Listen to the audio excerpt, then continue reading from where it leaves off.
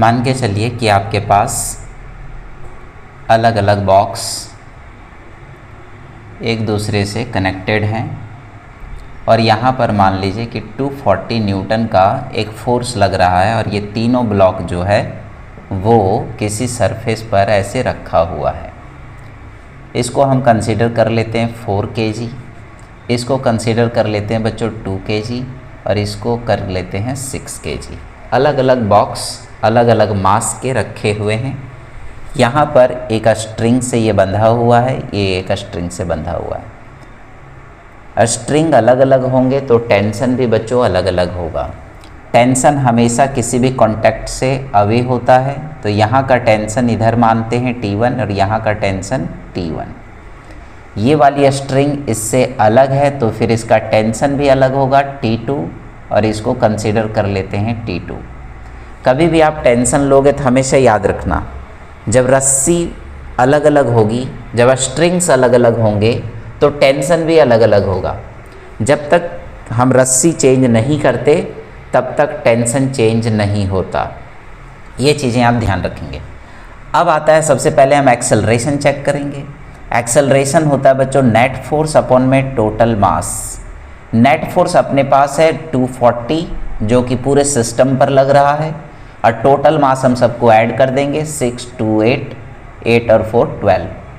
Cancel करेंगे बच्चों, ये आ गया 20 मीटर पर सेकेंड स्क्वायर। इसका मतलब ये हुआ कि ये वाला सिस्टम 20 मीटर पर सेकेंड की एक्सेलरेशन से इधर जा रहा है, ये भी उसी एक्सेलरेशन से जा रहा है और ये भी उसी एक्सेलरेशन से जा रहा है। इन तीनों की जो एक्सेलरेशन है वो सेम है और ये है 20 मीटर पर second square.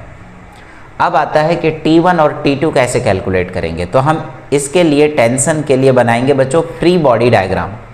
Free body diagram क्या होता है, आप किसी भी एक बॉडी को बाहर ला करके स्टडी करना। हम ये वाले बॉडी भी ले सकते हैं, ये वाला भी और ये वाला भी, किसी का भी इस्तेमाल हम कर सकते हैं।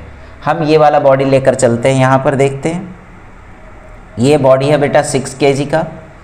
यहाँ पर एक फोर्स लग रहा है 240 न्यूटन और यहाँ पर एक फोर्स लग रहा है इधर जिसका नाम है T2। अब पूरा जो सिस्टम है वो है 6 kg का और ये पूरा सिस्टम इधर जा रहा है, इधर इसकी एक्सेलरेशन है। तो जब नेट फोर्स हम निकालेंगे तो नेट फोर्स उसी डायरेक्शन में होगा जिस डायरेक्शन में बॉडी मूव करके जा रहा है। तो ये पूरा सिस्टम इधर जा रहा है तो ये वाला फोर्स ज़्यादा बड़ा होगा इससे। तो नेट फोर्स के लिए हम लोग 240 माइनस क्या करेंगे T2। यानी नेट फोर्स माइनस कैसे करोगे, बॉडी जिधर जाएगा वो फोर्स हमेशा ग्रेटर होता है, उसमें से हम लोग इसके ऑपोजिट वाले फोर्स को माइनस कर देंगे। नेट फोर्स का फॉर्मूला होगा मास इनटू एक्सेलरेशन। सो मास इनटू एक्सेलरेशन आ गया 240 माइनस T2। 240 minus T2। मास हमारे पास है 6, एक्सेलरेशन हमारे पास है 20, ये हमारे पास आ गया 240 माइनस T2। उसके बाद क्या करना है, 6 2 20, 6 2 12, 120 और ये आया बेटा हमारा 240 माइनस का T2। इसको सॉल्व करेंगे।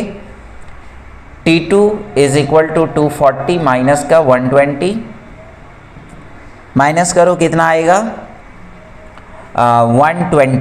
120 न्यूटन हमारा आ गया T2।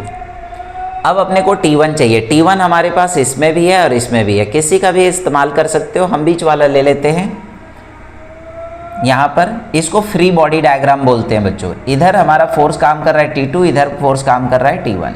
पूरा सिस्टम इधर जा रहा है, जिधर जाएगा वो वाला फोर्स बड़ा होगा तो नेट फोर्स हमें पता चल जाएगा कि यहाँ पर बड़ा जो फोर्स है वो हमारा T2 का है, तो T2 माइनस T1 होगा। Net force mass into acceleration, mass है 2 kg का तो 2 इंटू एक्सेलरेशन है बच्चों 20। सो हियर 2 माइनस T1, ये आ गया 40 is equal to T2। T2 हमारे पास है 120, यहाँ रखेंगे 120 माइनस T1। T1 को आप इधर ले आओ तो ये आ जाएगा 120 माइनस में 40। इसको आप यहाँ से माइनस करो, कितना आने वाला है 80 न्यूटन। तो T1 भी आ गया और T2 भी आ गया। अगर आपका मन करे कि हम इसका भी स्टडी कर लें तो इसके लिए क्या करना है आपको, इसका बॉडी बना लेना है यहाँ पर फ्री बॉडी। और यहाँ पर बेटा एक फोर्स लग रहा है T1, इधर कोई फोर्स नहीं लग रहा है, ये बात ध्यान रखना। इधर हमारा एक्सेलरेशन है तो नेट जो फोर्स होगा वो T1 के बराबर होगा, क्योंकि इस पूरे सिस्टम पर एक ही फोर्स काम कर रहा है।